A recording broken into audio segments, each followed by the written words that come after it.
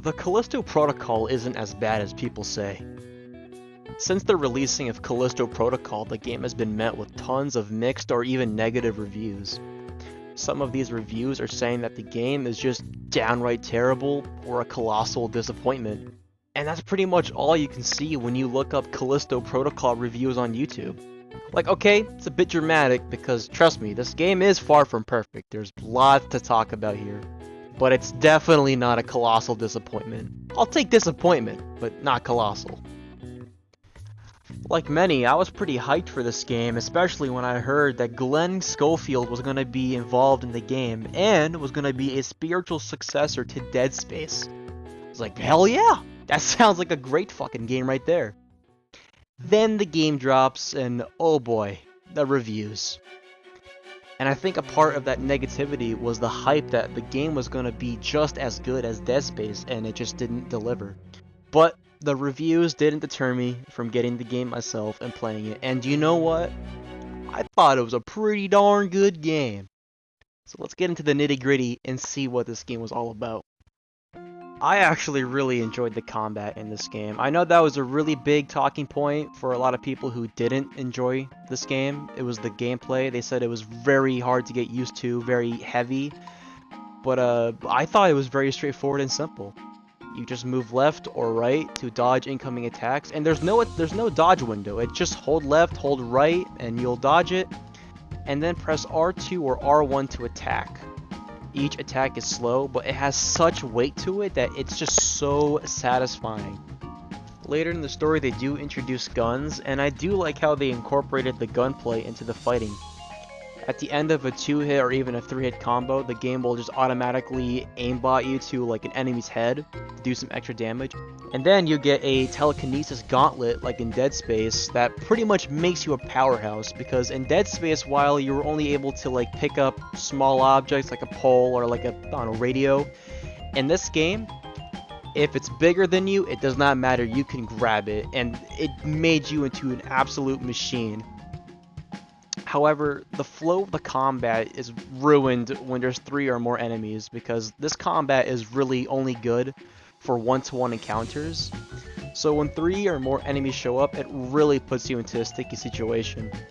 Something else I will say about this game is that it isn't really all that scary. It's meant to be a survival horror game, but it's not that scary, trust me. There was never a point of the game where I was scared to fight a certain enemy or was scared to enter a room for what might be there. The jump scares in this game are very predictable and very cheap. In the story, there's a type of enemy that they'll introduce that's kind of like a head crab, and if you don't get it off you in time, it's an insta-death, right? But these guys are placed in the most dark corners, or just like in places where they easily blend into areas. And when these guys appear, just expect the next 5 minutes of just hell. Because the devs will pull out all the moves to get you with these guys. But if there's one big criticism I have on this game, it's the checkpoints. In this game, you can manually save the game. In theory, when you manually save, you should be able to reload the save to the exact same spot and time you were at. But in this game, it will just use the previous autosave file, which could either be a few seconds ago or 5 minutes ago. So what's the point of even having the option to manually save? But that's not even the worst part about the checkpoints, because let's say, hypothetically, you were looting, and then you were upgrading your weapon, and then in the next section of the game you die. The game will throw you all the way back before the looting. So you know what that means. You have to re-loot all your stuff again, re-upgrade it, up! You just died again. It's just awful. You get the point. It's awful.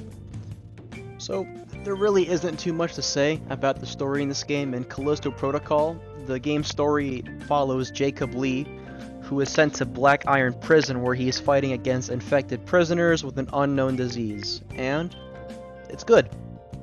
The story, just like the level design, is very linear. It doesn't try to really expand itself. They have these audio files, but I don't really think they do that much to the world.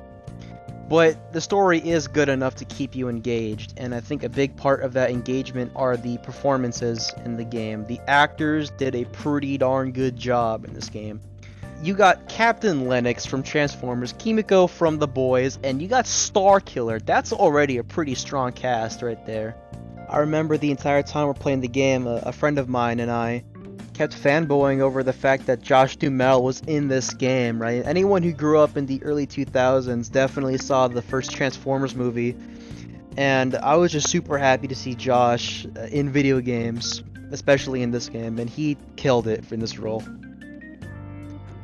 I think one thing that everyone can agree, whether you hate it or love the game, is that the game is just stunning to look at. I mean, this has to be one of the most photo-realistic games I have ever seen. I mean, the detail in the environment is just great. The face models look amazing, and the gore, oh my god. The gore is just crazy and is brutal.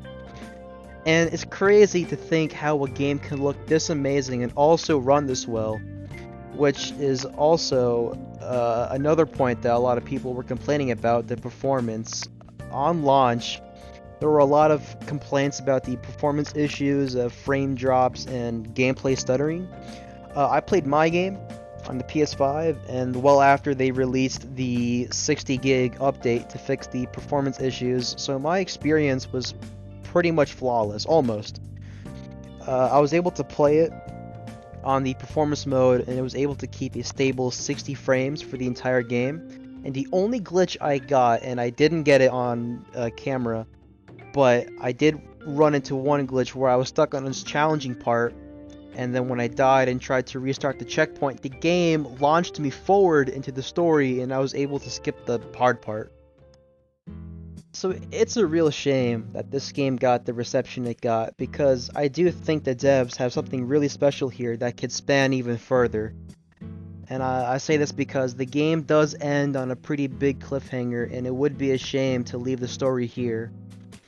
Now they are planning on releasing a story DLC later next year, but I feel like to continue the story for Callisto, it would need another game. Not some kind of 3 to 4 hour DLC, and right now, because of how it launched, the likelihood of that happening seems pretty slim.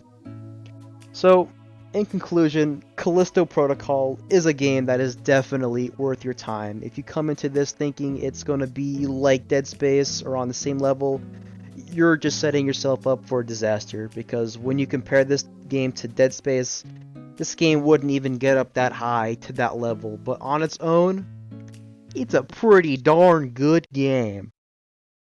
8 out of 10.